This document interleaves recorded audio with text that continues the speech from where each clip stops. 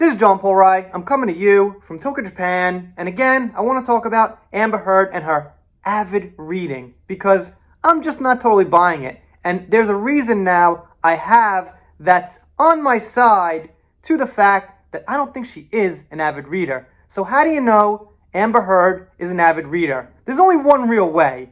People grill her and ask her questions live on books she's claimed she read, and she'd have to give reasonable answers. That'll never happen.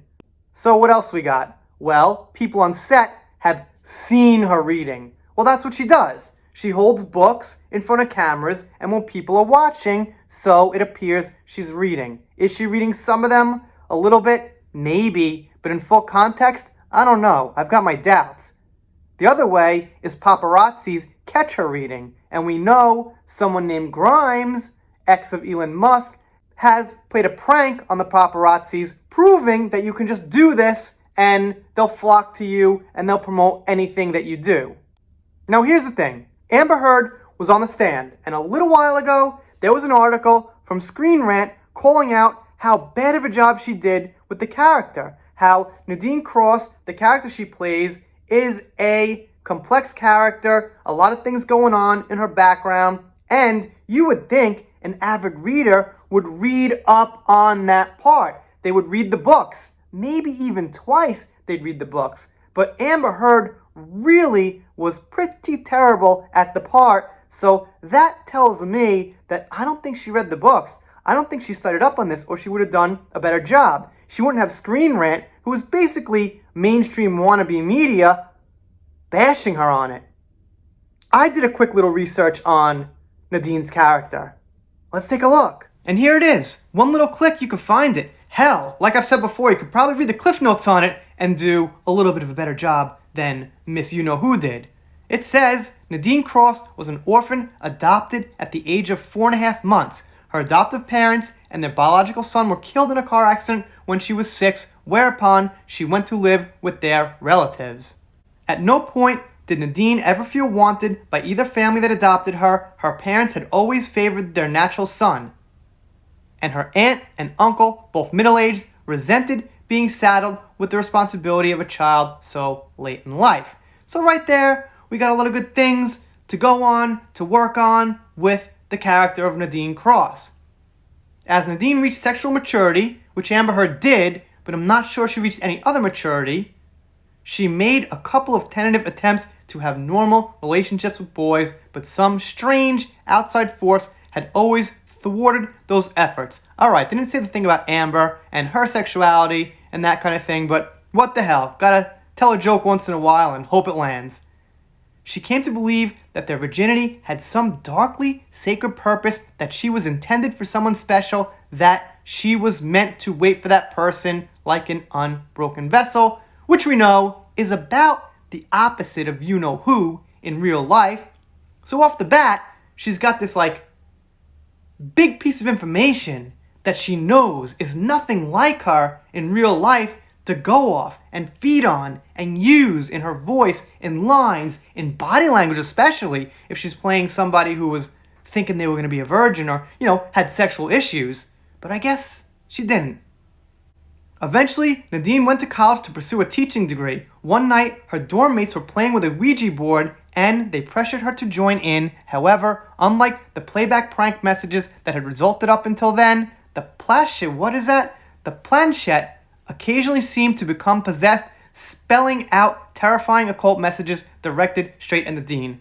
Okay, so I guess that planchette is like that thing with the magnifying glass. I haven't quite seen it written out like that. Okay, let's keep going.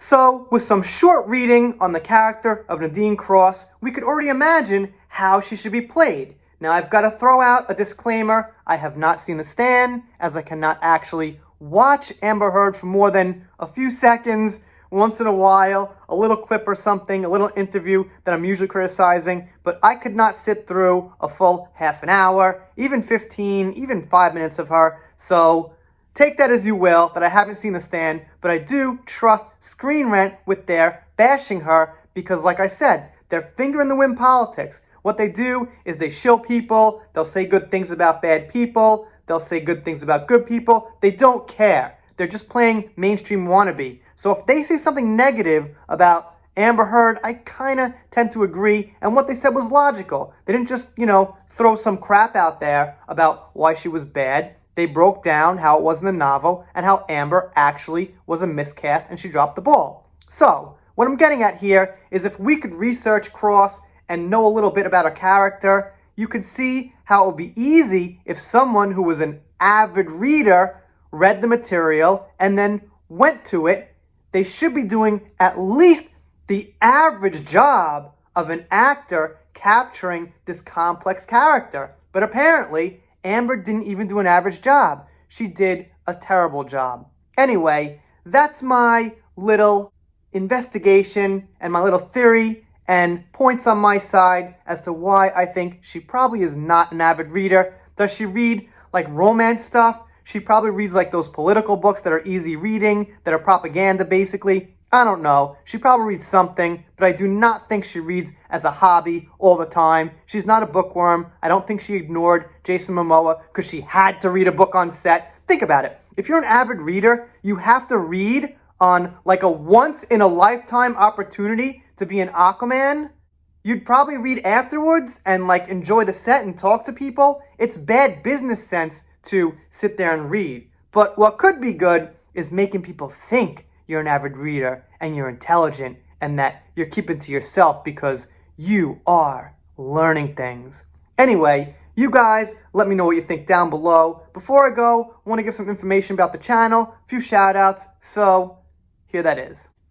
First of all, shout out to Carla Ellis and Lotus Flower, always sending me some great articles. They're on Twitter, and I am too, right at that address there. Also, I got a GoFundMe, saving for a new PC, not the most important thing in the world, but any help is appreciated. It'll at least help get the message out that we agree with.